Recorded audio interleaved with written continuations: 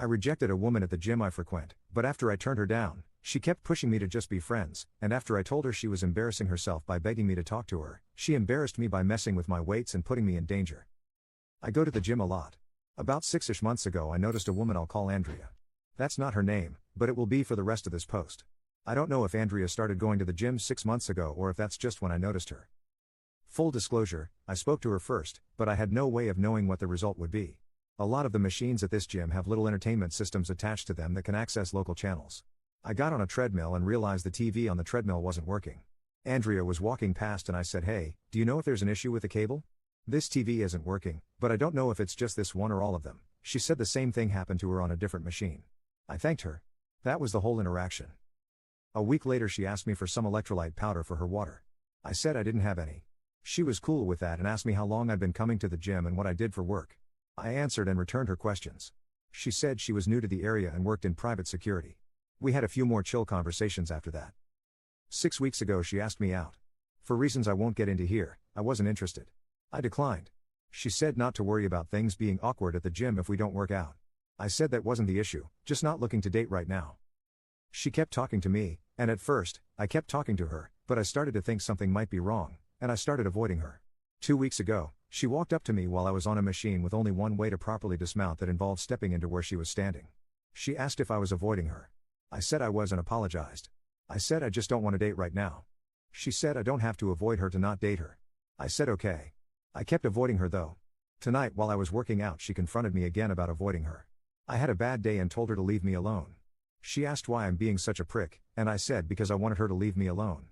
I then said that she was embarrassing herself and needs to stop. She put her foot on top of the weights, and I thought she was going to press down on them, so I let go of the bar very quickly, causing the weights to slam and make a loud noise. Several people looked over.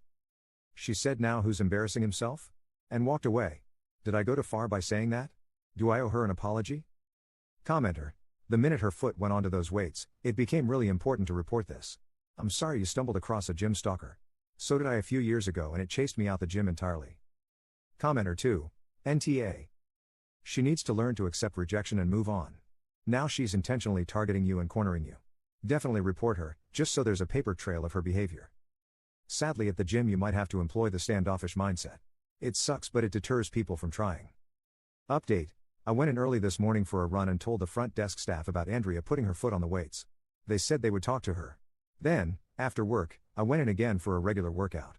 I was working on my legs when she walked up to my machine. The first thing she did was apologize about the weights. I don't know if someone talked to her or if that was of her own initiative.